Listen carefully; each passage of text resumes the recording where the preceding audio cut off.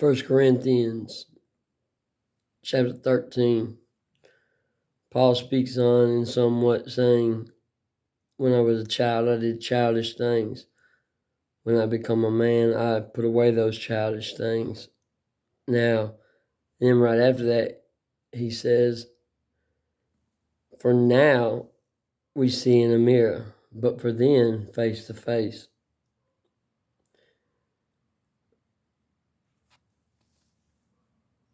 When we were a child, just say, whoever's listening to this, when we were a child, did we not do childish things? Can we look back and know why and how and for what reason we did childish things, other than we was probably around other children or whatnot? But when we become a man or a woman or an adult, we did adult things. We don't know how the transformation happened. It just happened. Now, did we think as a child what it's going to be like as an adult? Yes, we probably did. We probably fantasized about it. Well, when I get bigger, I'm going to do this. Only to think when we did become an adult, we didn't think back of when we was a child on how we wish we would have did this and wish we would have did that. It just happened. Well, Paul says, for now we see in a mirror, but for then we see face to face. A mirror, let's use the Bible unlike a lot of people use it, and use it in its simplest form for what it says. A mirror, you stand in front of it. Unless something's in between you and the mirror or anything else, you only see what's bounced back at you, which is yourself. So the world is a reflection, because a mirror is a reflection of what's in front of it. The world is a reflection of whosever world it is. But there's going to come a time, because the world at one time, see, this is where it flips and twists. God does things from the end to the beginning. We do things from the beginning to the end. We all meet in the middle with one another, with God, and it becomes perfectness. Well,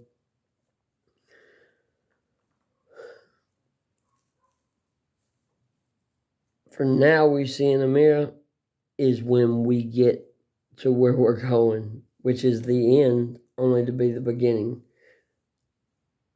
But then we see him face to face is the past, because we seen it as one face to another face, like me looking at Tom, Dick, Harry, Jane, whatever. Is it not quite funny how things we don't seem to think we like about somebody or that makes us mad or whatnot, later we find out it's something like, man, I'm not too far from that. And then it becomes, man, I was doing that same thing. That's because God is amazing. He's so amazing that he allows me to have my world, which is earth, and everybody that I come in contact with, that come in contact with me, is only a reflection of myself in some form, some fashion. But the greatness about it, everyone I come in contact with and that comes in contact with me, I am a part of their world. So I am a reflection of them, because ultimately we are all the same at the end, but it made one great recipe that is the ultimate meal. You know, in the beginning, God had a plan. And in 6 days, God revealed that plan. That plan was man.